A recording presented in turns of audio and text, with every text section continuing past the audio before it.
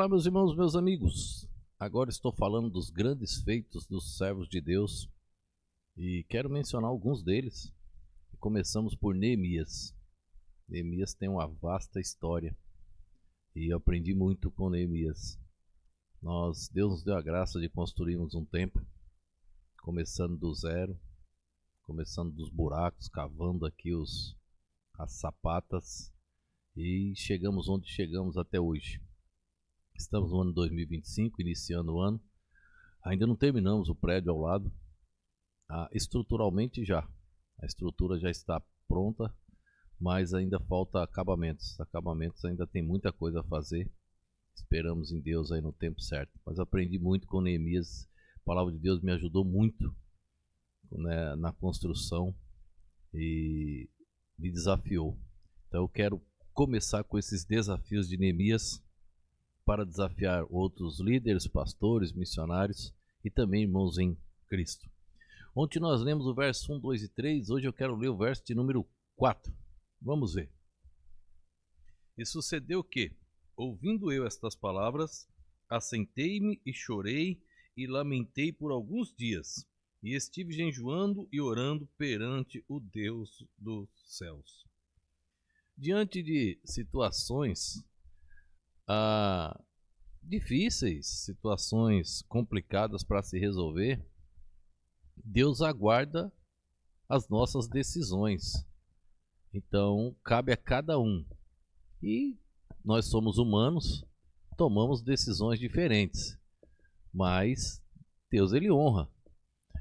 Neemias, quando ouviu falar no estado que se encontravam os seus irmãos, no estado que se encontrava Jerusalém, os muros já tinham sido derrubados, as portas queimadas. Olha a atitude de Neemias, um servo de Deus, um homem muito sério com as coisas de Deus. O que ele fez?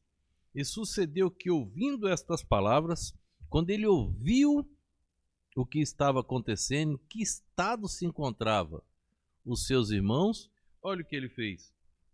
E ouvindo estas palavras, assentei-me e chorei. Assentei-me e chorei. Ele desabafou em lágrimas. Chorar é para os fortes. Os fracos não choram. Quem choram são os fortes. Quando nosso Senhor e Salvador Jesus Cristo chorou por ver Lázaro, olha que situação. Em outra situação, Jesus chorou ao ver Jerusalém, os profetas ali. Eles não ouviam. Jesus triste chorou. Eu me lembro de Davi chorando, junto com os seus homens. Escrevi um livro sobre a restauração de Ziclag. E lá o título desse capítulo foi Os Fortes Choram. É verdade. Aqui nós encontramos Neemias chorando. Chorando por quê? Ele viu o estado que se encontrava os seus irmãos, o povo. Você chora por ver a situação que se encontra a pregação do Evangelho? Você chora por ver que situação se encontra o próprio Evangelho? Você chora por ver a situação que se encontra aqueles que se dizem estar divulgando o Evangelho? Deveríamos chorar. Deveríamos parar e chorar, porque é uma vergonha a situação que se encontra o Evangelho. Uma vergonha a situação que se encontram toda essa vergonha do que se espalhou pelo mundo. Lamentável, lamentável. Então é muito triste. Neemias ele parou e chorou. E o texto diz que ele lamentou por alguns dias. Não foi um simples choro de 3, 4 minutos. Foi algo que ele sentiu o castigo de Deus sobre o povo. E ele sabia o que estava acontecendo, porque ele vai confessar isso nos próximos versos. Ele vai se incluir também, ele vai dizer: eu também pequei. Ele reconhecia quão pequeno era e quão miserável é o ser humano. É o que deve acontecer sempre conosco. reconhecer quem é o nosso Deus e quão pequeno nós somos, quão miseráveis nós somos. Pense nisso. Ele lamentou por alguns dias. Ainda, ele diz assim, ó, e estive jejuando e orando perante o Deus dos céus. Neemias procurou a pessoa certa. Neemias procurou o único que tinha poder e tem poder para resolver qualquer coisa. O único que poderia tirar do sofrimento e da miséria os seus irmãos. Neemias procurou o Deus vivo, o Deus dos céus. Você tem procurado o Deus vivo para a solução dos seus problemas?